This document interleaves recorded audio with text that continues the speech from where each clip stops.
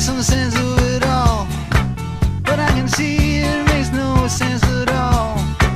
Is it cool to go to sleep on the floor? 'Cause I don't think that I can take anymore. Clowns to the left of me, jokers to the right. Here I am, stuck in the middle with you. Good morning, everyone. Lots going on as usual. Today is Monday, June 30th, 2025. This is my birthday today, so yay! I like my birthday, so I don't mind announcing it. Digital tax service rescinded. Donald Trump found out it was my birthday and said, Mark doesn't want a trade war. And he said, get it done, Mr. Carney. And Mr. Carney folded like a cheap suit or something like that. And so Mark Carney yesterday rescinded the digital service tax and lost. And the Trump whisperer whispered, you win, to Donald Trump. Ukraine and Russia have no video footage. And Marjorie Taylor Greene, I think that MTG, is upset about that and makes a great point. It's very interesting that we're able to see Israel, Iran, lots of rockets, lots of firsthand accounts. Nobody's got a cell phone in Ukraine. Nobody's got a cell phone in Russia to pick up any of this. We don't have any video footage. We've got video game footage, but nothing else. So that's very interesting what's going on there. And I think that's a great question. And so we've got that later on in the show today. Greg tried to go to Clyde Do Something's thing, and he didn't have a ticket. He got in town a couple of days ago, I guess. He didn't have a ticket. Got tickets gifted to him by other attendees who weren't able to attend or use their tickets, I guess. Went to use the ticket, and they said, you're not registered. You can't come.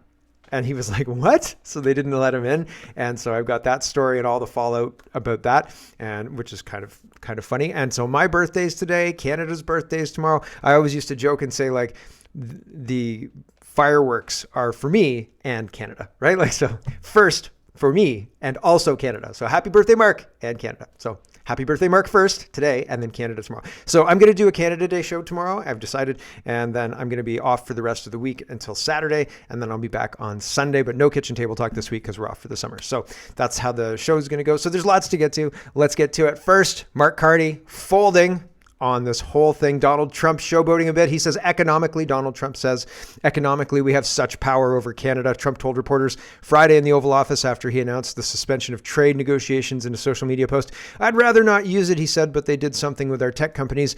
We have all the cards. So Canada, just like Ukraine, doesn't have any cards. We don't have any cards whatsoever. 2 days later, Canada bowed to his demands to scrap the tax in a bid to salvage the trade negotiations. In its statement Sunday, the Canadian government said it would soon introduce legislation in Parliament to cancel the tax. So, yeah, real sorry about that, Mr. Trump. We'll fix that. Whispered. GC Newsroom is reporting Canada rescinds digital service tax to advance border trade negotiations with the United States.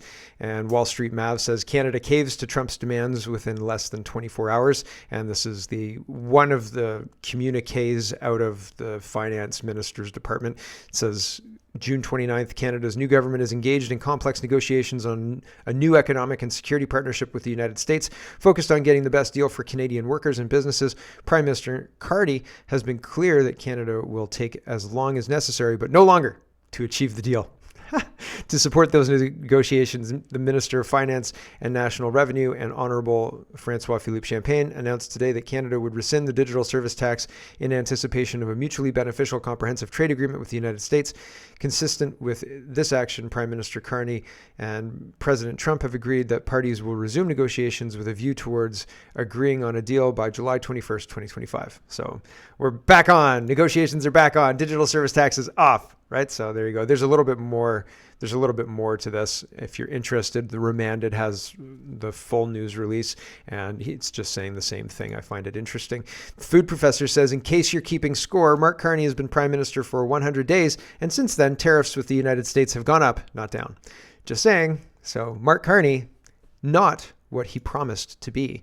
Zach Tilsdale says, Dear President Trump, congrats on killing the digital service tax. Please keep the pressure on the Canadian government until they end mass immigration, cut taxes by 50% or more, I think more, ban DEI programs, ban transgenderism in sports, end land acknowledgements, abandon EVs and windmills. Man, there's a long list of things that we're doing very, very incorrectly. Here's Chrystia Freeland. And before the digital service tax was rescinded yesterday, I was building a story, building the the story around the digital service tax about how much prior knowledge we had. I cut a bunch of it because it was unnecessary now that the digital service tax is done. We don't really need the history of it, right?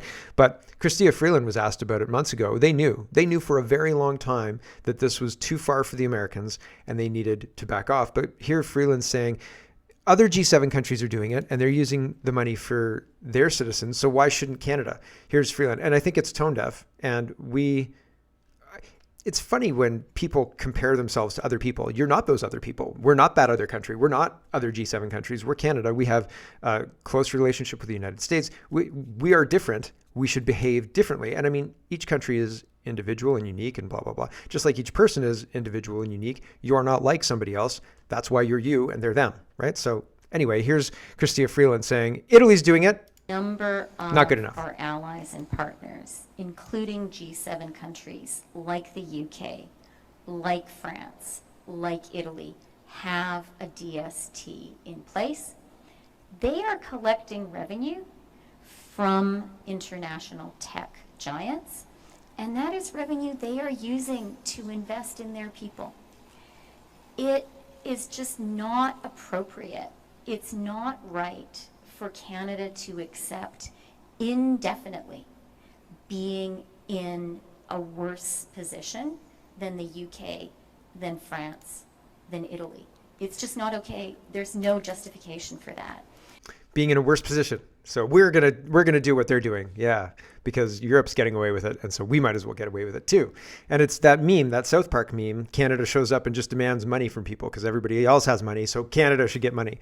And yeah, it really feels like Canada's that out of touch with how things work, honestly, as a country and how we do trade. But also a lot of the population doesn't really get the whole give and take of how things work, right? It's kind of interesting.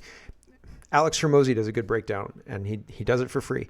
Here is another kind of historical what's going on in the broader world with regards to the digital service tax.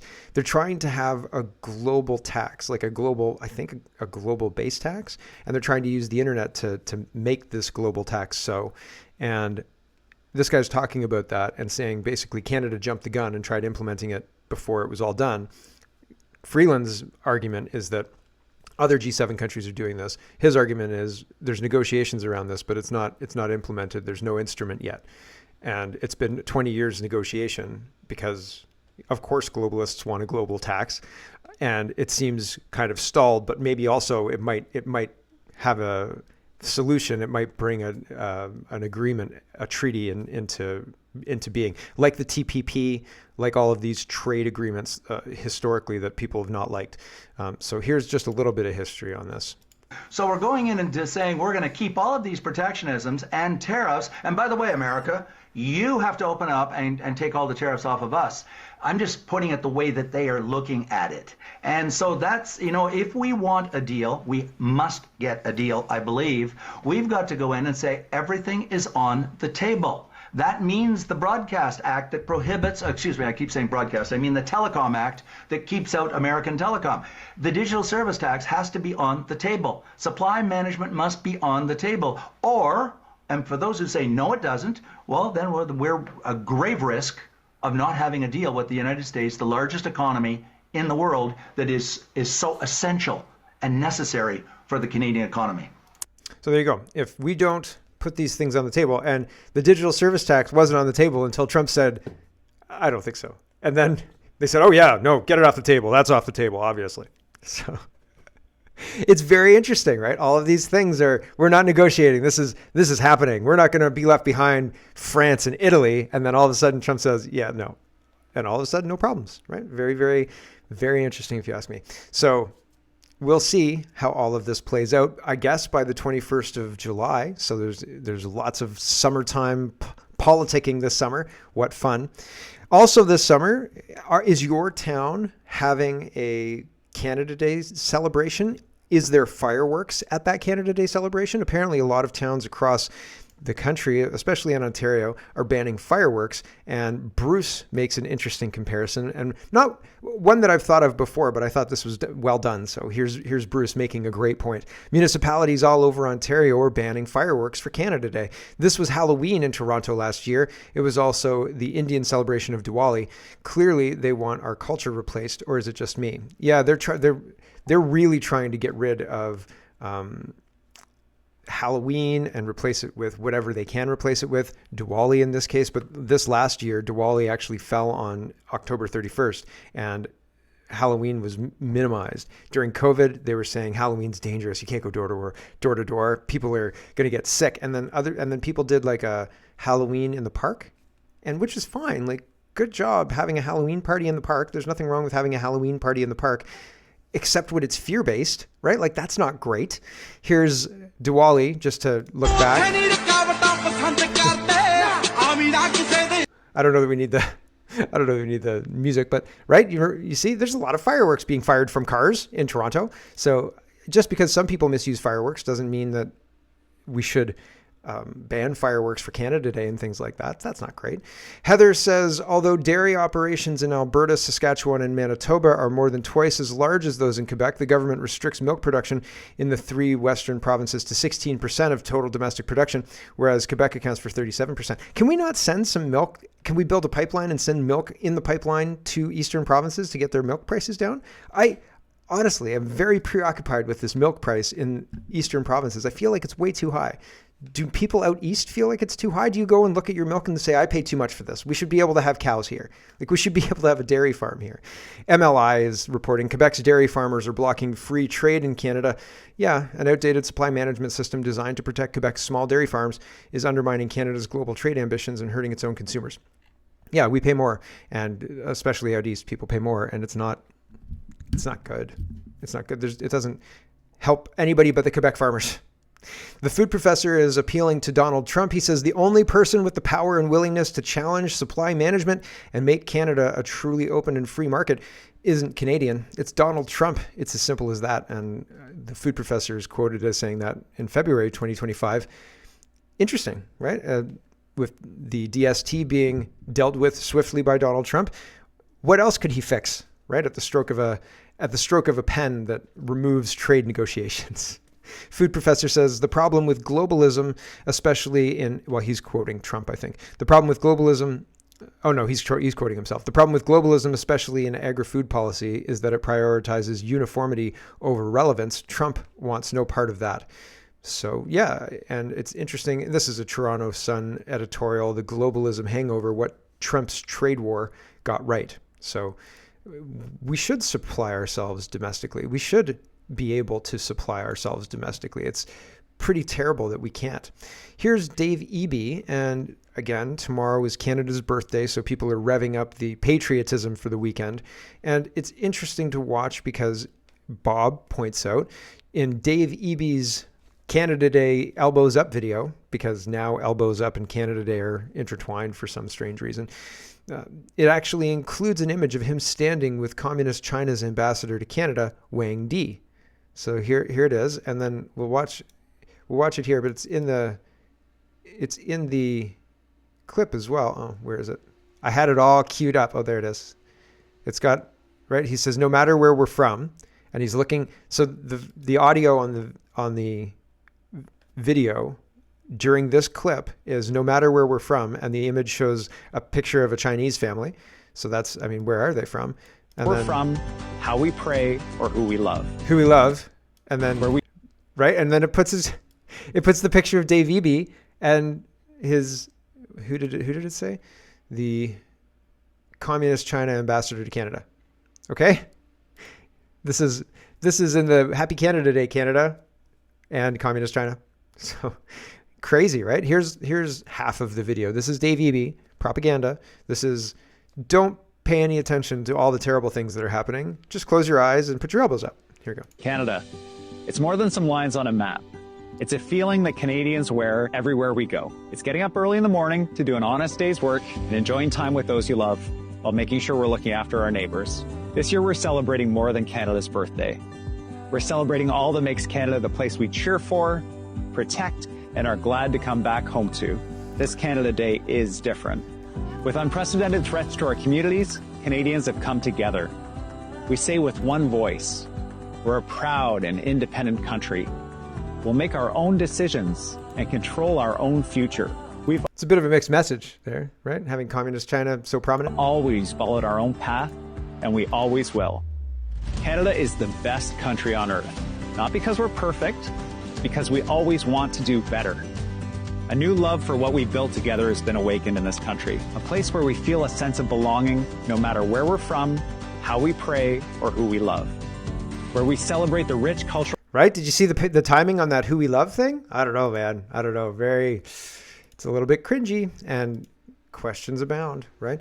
Mel is calling out Doug Ford, and she says, if you see this and still think that Paul Calandra, who's the new education minister in Ontario, will address DEI in education, I have a bridge to sell you, which is politics speak for I'm going to waste a whole bunch of money and give it to my buddies by, giving them contracts that they don't have to fulfill and things like that for the bridge that's never going to be built.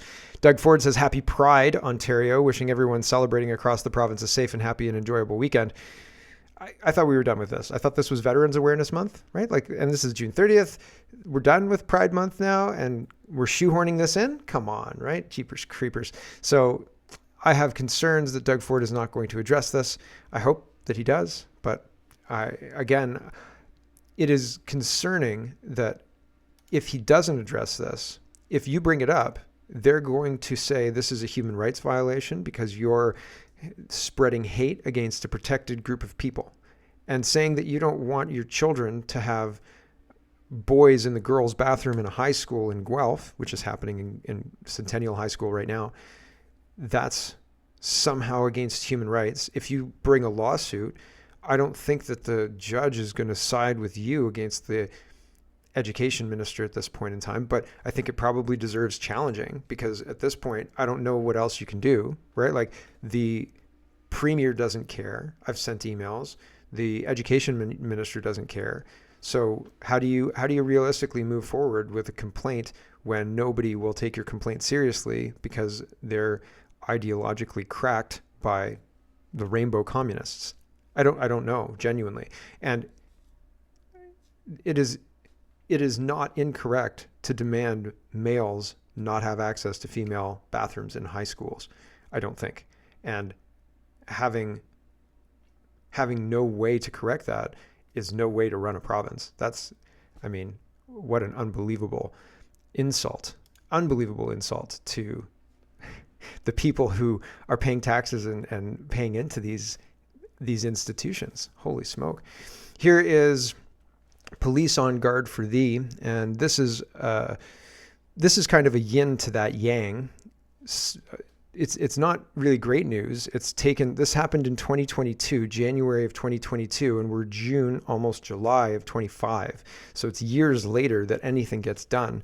But at this point in time, the Human Rights Tribunal and the courts have basically said no human rights violations happened, and this woman's free to pursue her defamation lawsuit against these people who called her a transphobe in 2022. So it's 2025. Like this is not justice. This is somebody being punished by the process, but she's tenacious.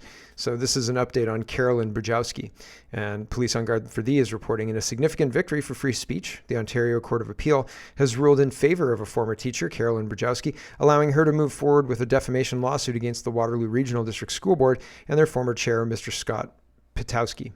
This case stems from a school board meeting of January 2022, where Ms. Bajowski, a long-standing teacher, raised concerns about the age appropriateness of certain library books discussing gender transition and sexual identity. Her presentation to the board, slated to be 10 minutes in length, included examples of books portraying the use of puberty blockers as simple or cool, was abruptly halted by Mr. Pachowski, who claimed her comments violated the Ontario Human Rights Code. Pachowski later labeled her remarks transphobic in media interviews.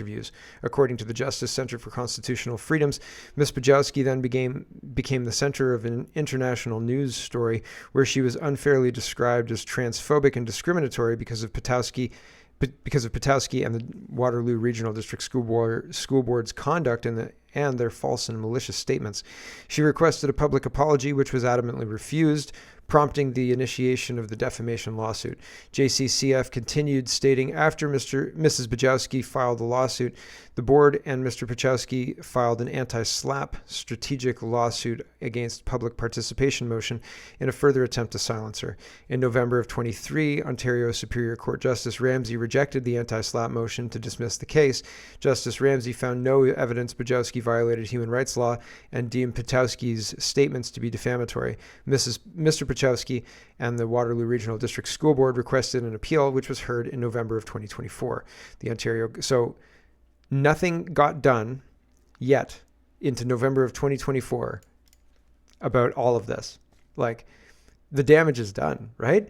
The Ontario Court of Appeal also rejected the Waterloo Regional District School Board's attempt to dismiss the case using anti-SLAPP legislation. The court emphasized that Bajowski's lawsuit focuses on correcting defamatory mischaracterizations, not stifling the board's support for marginalized groups. It's one thing to counter discriminatory speech. It's quite another to counter speech that was not expressed, the decision states, underscoring that Ms. Bajowski's concerns about library content were not an attack on transgender rights. In bringing her claim, the respondent was not preventing the board from expressing views or enforcing policies aimed at addressing the disadvantages experienced by transgendered persons. Rather, the respondent seeks redress for serious harm to her reputation that she alleges she has suffered as a result of comments made by the board and the board chair, comments which she claims are untrue. In summary, the decision states, we find ourselves in agreement with Justice Ramsey's ultimate conclusion that the respondent should be permitted to advance her claim. The case will proceed with a date yet to be determined. Ms. Bajowski, backed by the JCCF and Our Duty Canada, hailed the decision as a stand against the misuse of human rights codes to suppress legitimate concerns. For clarity, Our Duty is an international peer support network for parents and children. They have been given intervener status in this case, allowing them to present legal arguments in support of parents who wish to protect their children from gender ideology.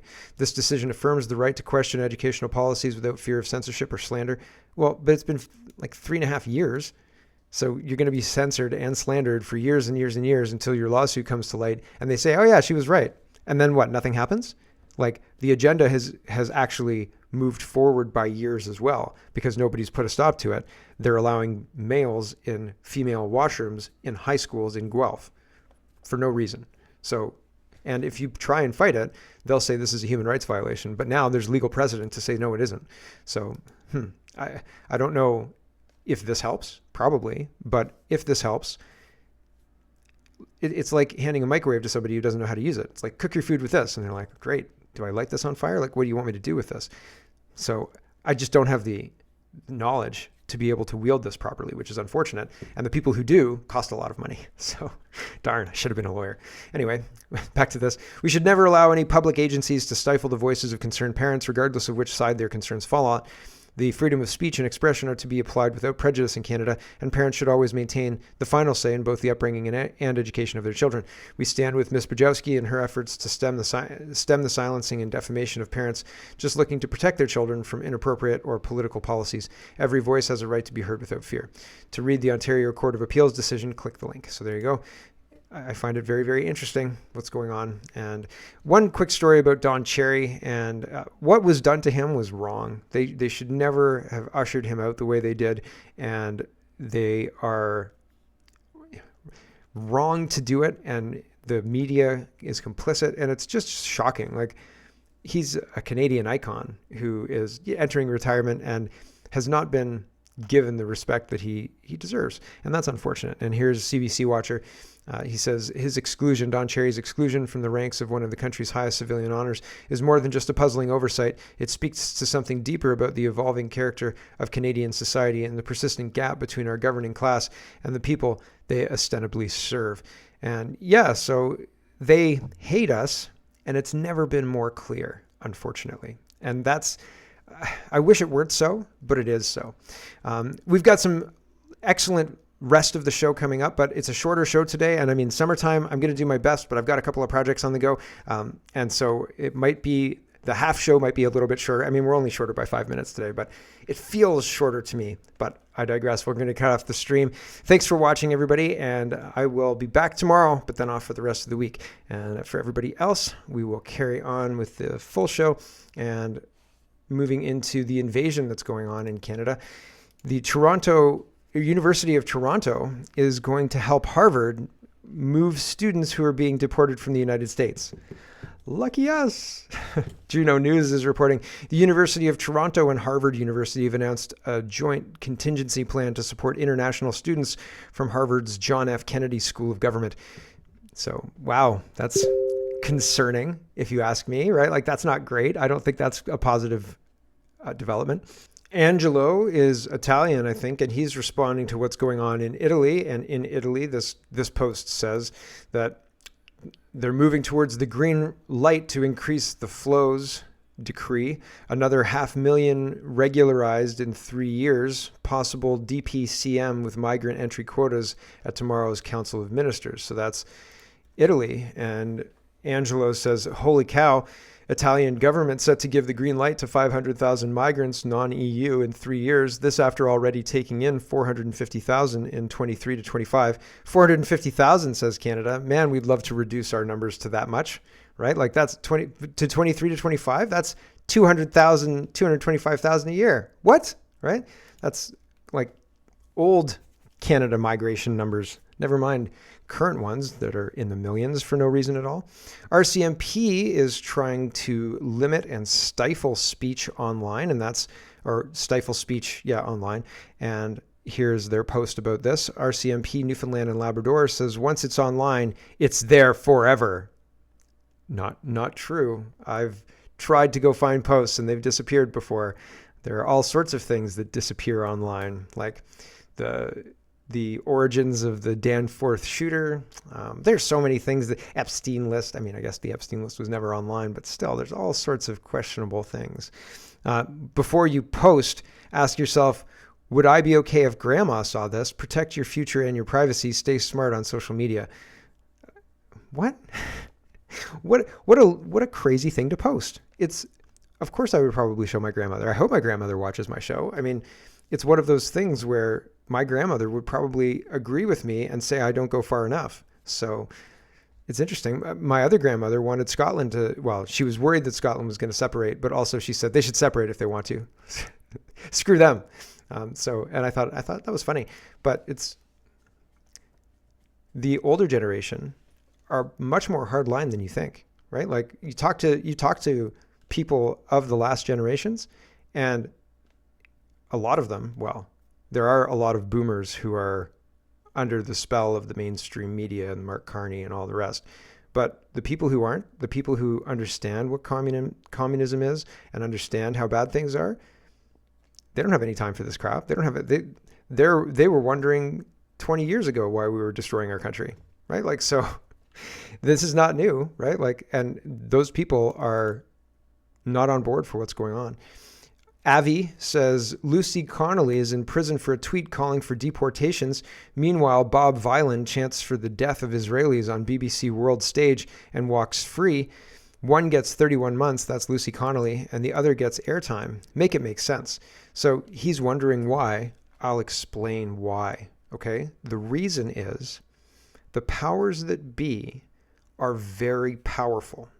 And I'm not talking governments. Starmer is a puppet. Carney's a puppet, although Carney's a higher level puppet than Justin Trudeau was. Justin Trudeau was like Keir Starmer, an empty suit, an idiot, okay? Carney is actually tasked with strategy, it seems, and moving things in meaningful directions one way or the other. But the powers that be, the people who place those other people that we were just talking about, have a very clear agenda. They want to put people like me in jail for saying, I'm skeptical about this man being a woman. I'm skeptical about these policies. I'm skeptical about these wars. I'm skeptical about what we're being told by our government. They want to make that illegal, okay? While encouraging stuff like this. IDF! Death to the IDF! Okay, this is a wedge. Yeah, and he's going to do the free Palestine crap and all the rest, right? All this stuff is being paid for. Oh my gosh. I'm trying to mute it. Okay. All of this stuff is being paid for to forward this agenda.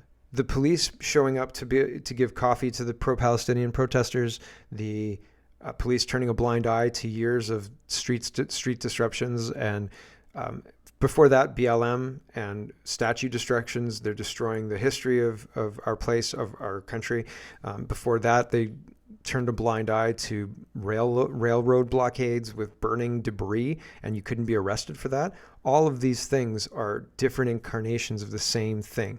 They're the government paying somebody else to come in and disrupt the society. So the government has a boogeyman, I guess. And it's very interesting.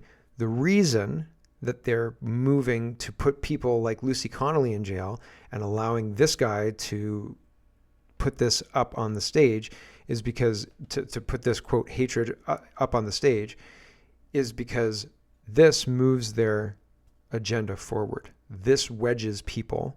This even showboats and demoralizes people who understand that what Lucy Connolly did is orders of magnitude less serious than what this guy did. But this guy is allowed to walk free, and Lucy Connolly gets 2.5 years in jail. Right? She's a mother. She hasn't done anything, untoward other than posting, I don't care if you burn down the migrant centers. That's what she said. Not burn down the migrant centers. She didn't incite anybody. Just if they get burned down, I don't care. Jail for you. That's terrible. You can't say that. But this is all sanctioned. This is all protected. You can do this. No problems whatsoever. But if you say, hold on a second, something against the narrative, crushed. And that's the lesson that they want you to take from this. He can say it because he's following the narrative. But if you step outside of that and don't follow the narrative, crushed. Okay. The United States is responding to this. I guess the guy's name is Kneecap, but this is all part and parcel of the PSYOP. Even all of the attention on this is part and parcel of the PSYOP. EL says the State Department is moving to revoke Bobby Vilan's visa ahead of his U.S. tour. The U.S. will not issue visas to foreigners who support terrorists. So his support of Hamas is being used to disqualify him from going to the United States. And I mean, I'm fine with it, but they're going to misuse this. They're going to extend this power. In this case, I agree that using this is well within the United States rights and et cetera, and they can do that. I'm disgusted by people who just follow the narrative. And like he's got a career because he follows the narrative. Fine, whatever. But all of that, I don't mind keeping people like that out of the United States. People who are following the narrative, right? People who are promoting the narrative. People who are building their entire reputation and their whole career on following the narrative. I'm fine with you using whatever justification to keep them out of the country. That whatever, it doesn't bother me. But I think that it's interesting that power rests with the State Department, and how can that be misused, right? It could probably be misused. At the same time, it's good that people who are doing this crap are getting consequences. I wonder if he thought that would happen. Bohemian Atmosphere says, all part of the PSYOP. Starmer criticizes appalling Bob Vilan IDF chants. It's all part of the PSYOP. I agree. It's meant to showboat how egregious they are at the application of law. Really, that's what I think. Here is the Daily Mail in the United Kingdom. And Adam Brooks, who's a UK guy, says, finally, the masses are now seeing how toxic and compromised the BBC has become. It's filth from Who Edwards, the Pedro, to lies about foreign conflicts. Time to defund our state broadcaster. And again, it's one of those things where all of these things are happening. I mean, in England, they have to pay a television tax, and you can't not pay the television tax. If you have a television, and everybody's got a television, then you have to pay the television tax. And so when they talk about state broadcaster, it's a whole other level in the United Kingdom. It's crazy town over there. It's crazy town here. Like, none of it should happen. I don't understand how we've allowed all of this stuff to happen so quickly. It's just incredible. Like, why? How? Wiretap media. Let's talk about race and what's going on. Greggate a little bit. Greg tried to get access to Clyde Do Something's event about extremism, and he was just going to interview people. And he says, I was hoping to report on the National Security Conference today as a concerned Canadian, but I was refused entry. And Wiretap Media says, Canadian denied entry to conference about foreign interference in Canada by non-Canadian group engaging in foreign interference. Yeah. And Clyde says, I was at the event. It's not about getting denied when you show up to a sold-out event without a ticket. Talk about playing the victim. He admitted this earlier in the day, but failed to mention it for this post. And Greg says, oh no, it's sold out. Can anyone lend me their tickets for tomorrow's event? DM me. And he did get tickets. And Wiretap Media says, what exactly does this post prove, Clyde?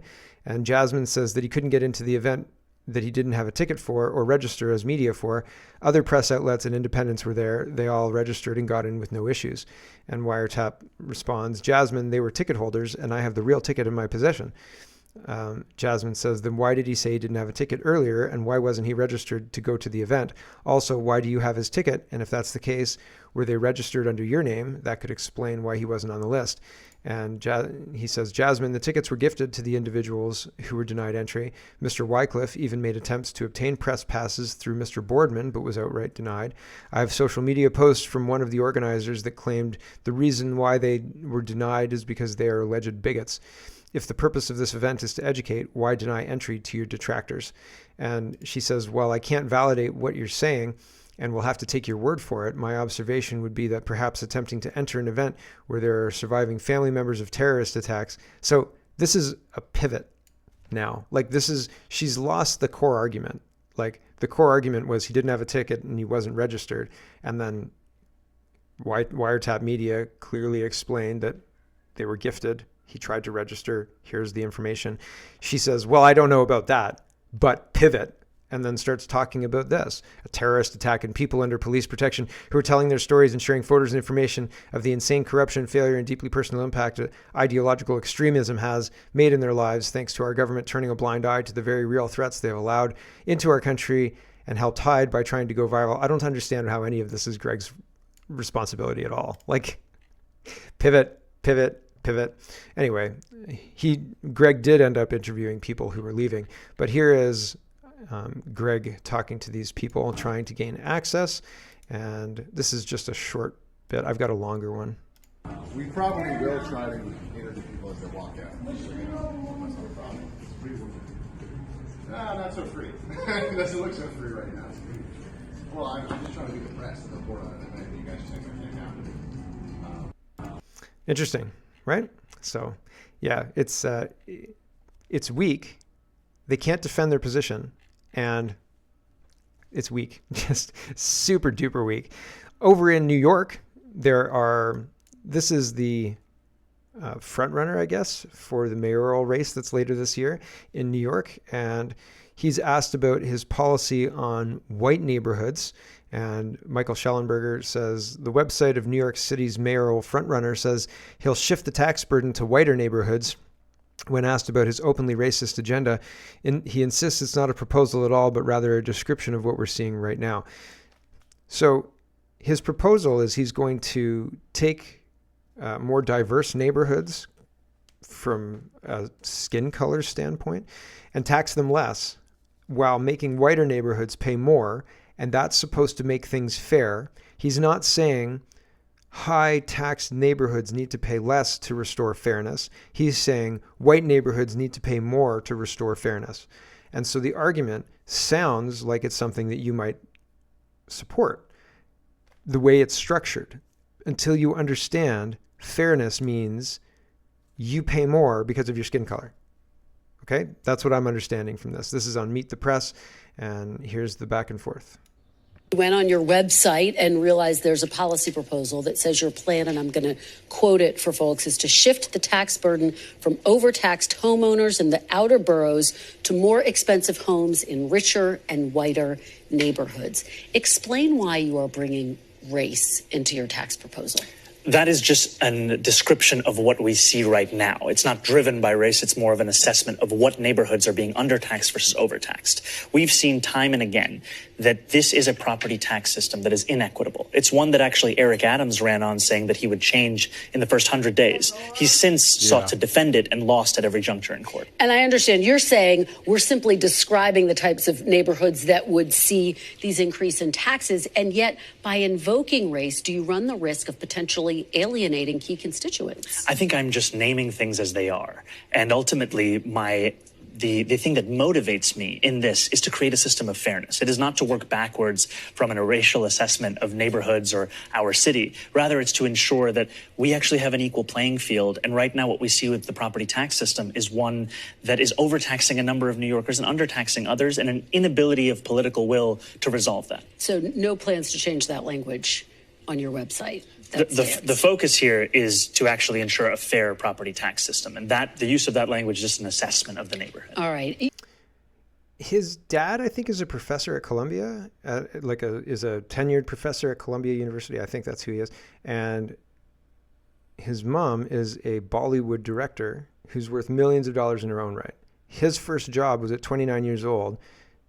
I've read whole pickups or opinion pieces of this guy that say he's basically a play actor who's pretending. I saw a video of him eating rice with his hands, talking about American values, and I was like, "What?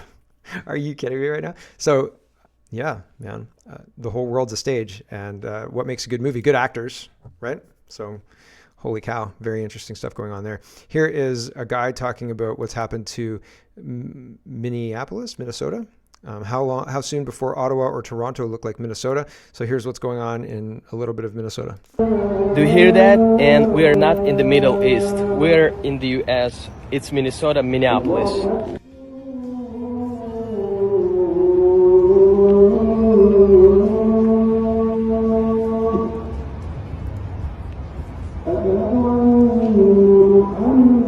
Phillips Midtown, the most dangerous neighborhood in Minneapolis.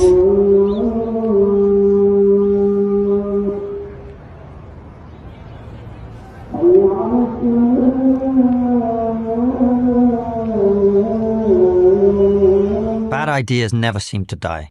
Multiculturalism is one of them. Wait a second, I can hear you saying. There we go. We'll just leave it there. That is happening, and I don't know that we're having the call to prayer being played, but soon, I have no doubt.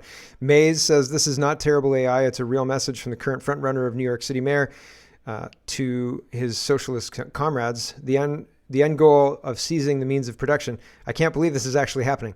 So yeah, we'll listen to a minute of this. What the purpose is about this entire project, it's not simply to raise class consciousness, but to win socialism. And obviously raising class consciousness is a critical part of that. But making sure that we have candidates that both understand that and are willing to put that forward at every which moment that they have, at every which opportunity that they are given.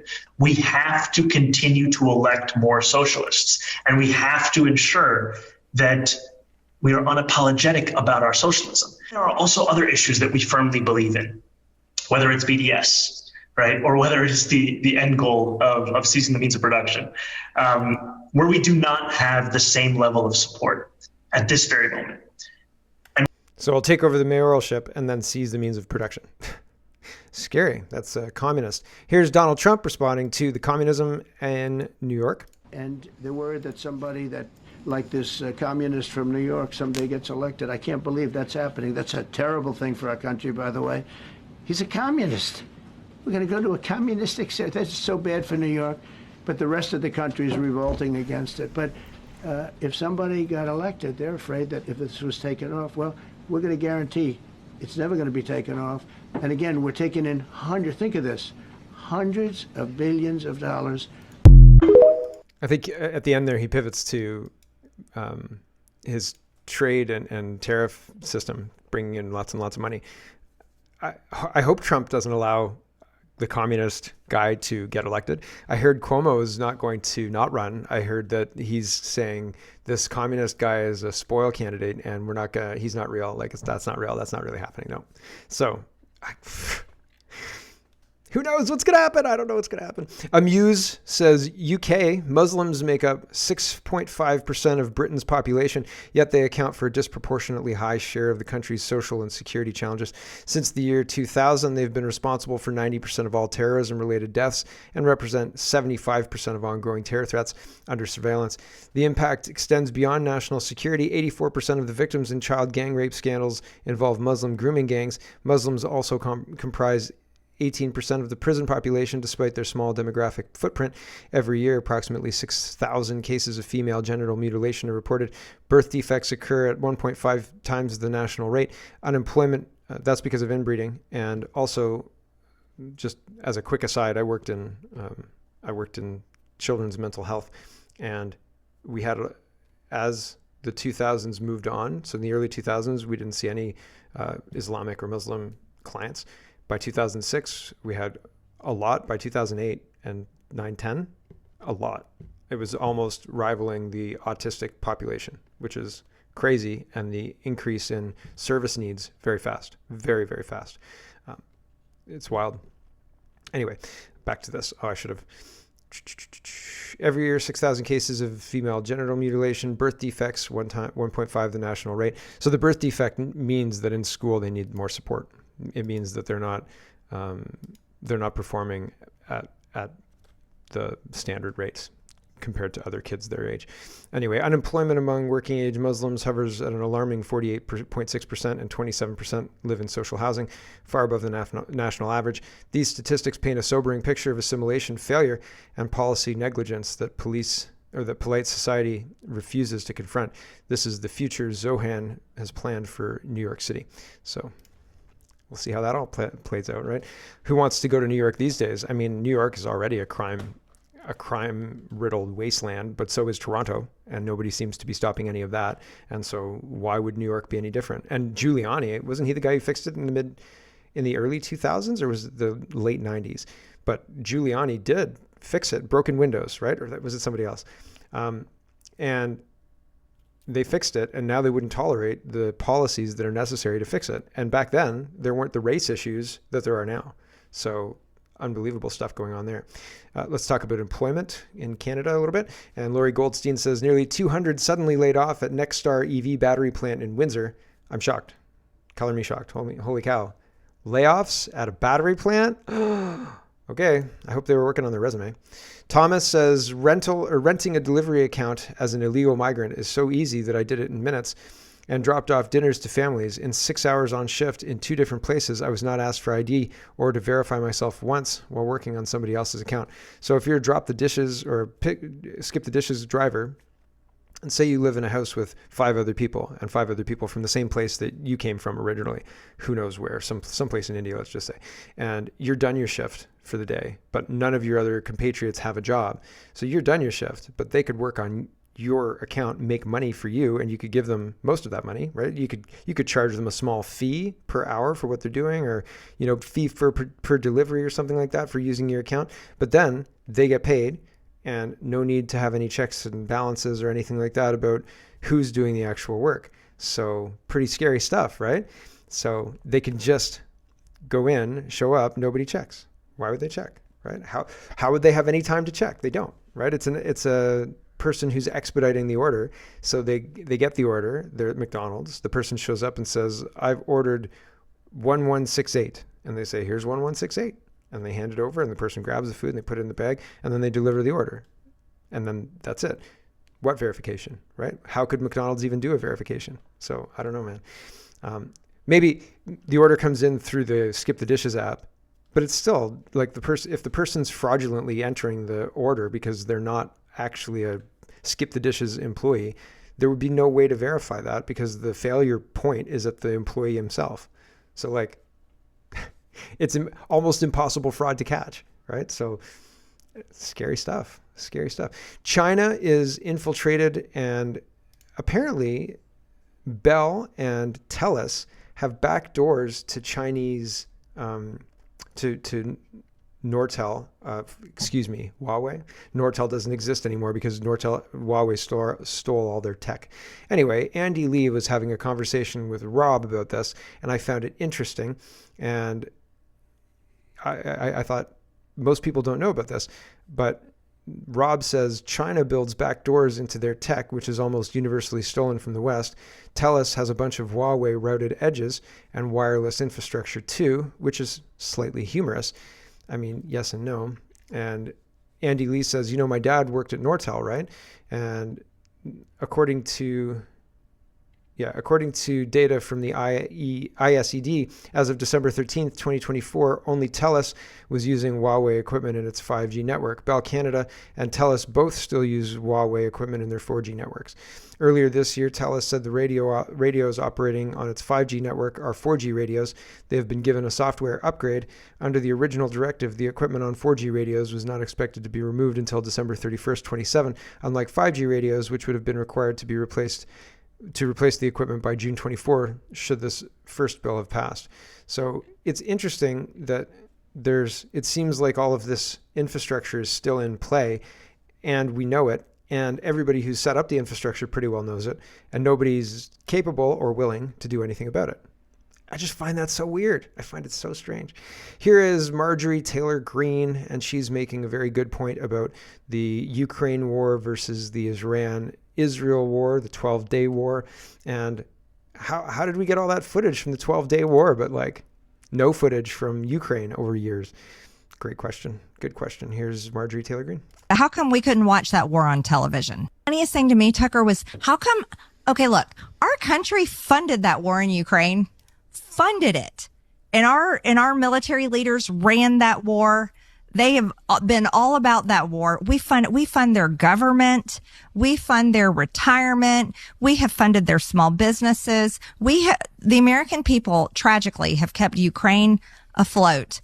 But how come we couldn't watch that war on television? We could watch the Israel and Iran launching bombs at each other and exploding in their cities, and people's reactions, and the nonstop commentary and counting missiles and how many missiles they shot down. But we never saw that with Ukraine and Russia. And I want to know why. Why didn't we see that? I asked a bunch of members of Congress, including the Speaker of the House, disgraceful person, in my opinion, Mike Johnson, but so you funded this war with billions of our dollars. We're bankrupt, but you're paying for this war because you love the Ukrainians so much. How many Ukrainians have died? No clue. Not interested. You're funding the war. They fund the war to justify military spending on American soil. They don't fund the war because they love Ukrainians. They love money, and they love the permission from the American people to spend that money on, quote, war, and so they do. It has nothing to do with the Ukrainian people. It's secondary. That's the excuse, man. Holy smoke. Here's Steve, and he says, Canada was the biggest advocate against these mines, hence the name Ottawa Treaty, yet the Liberals will send them billions of dollars. Ukraine is officially withdrawn from the 1997 Ottawa Treaty, which bans the use of anti-personnel landmines. So, yeah, Zelensky signs a decree to withdraw from treaty banning use of anti-personnel mines. So, yay, we're going to have a huge minefield in Ukraine to deal with. Super good. I can't wait until that happens, because that's great. And apparently, Canada brokered this agreement in 1997. I don't remember anything specifically about this, but I don't think I was politically plugged in at that point in time, really. Although I always really liked politics, but this is a little wonky for me in 1997. I was in high school, almost graduating high school. So yeah, I was busy.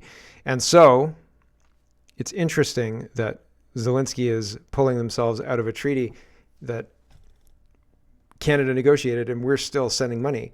But one of the things that I like about this is you can just leave treaties. Great. I've got a long list of treaties I'd love Canada to leave. Day one as prime minister, like 10 or 12 treaties would be like, yeah, we're not doing that. We're not doing that either. Oh, nope, not doing that. Not doing that either. And I'd send it all to Donald Trump and be like, can you double check this list? Just have a quick look. You can have any of your, attachés look at it if you want, but double check that this is going to be cool with you as well, and make sure, because fundamentally, I think that Canada's overcommitted to a whole bunch of globalist nonsense, and we really don't need to be doing any of that. We shouldn't have to do any of that, and it undermines our sovereignty. It undermines our ability to self-direct, and not to say that I'm asking permission from Donald Trump or the United States necessarily, but you have to signal where your alliances lie, right? And if you're going to back out of all of these globalist treaties, probably a good idea to make sure your allies are going to stand strong with you and agree with you on it, right? And Trump didn't need any of that. He's walking away from. Did he pull out of the WHO? And I'd really like him to walk away from NATO, but that would destroy NATO, and I think probably gives the U.S. less leverage and gives NATO an excuse to say, see, they're dangerous, rogue. It's a rogue state, dangerous rogue state. But NATO's, I think, pretty useless. They haven't been able to do a damn thing about nuclear Iran for 40 years. They haven't been able to do a damn thing about anything forever. And it took Donald Trump coming in and acting unilaterally with the United States by himself to fix these problems, right? So there's a whole long list of treaties that I would just say, yeah, I don't think that Canada's going to do any of these anymore. Done. So, but it's a long way from my garage to the Prime Minister's office, I guess. Oh, well, maybe next year. Anyway, that's enough out of me. Thanks for watching, everybody. Thanks for your support, and have a wonderful, wonderful day.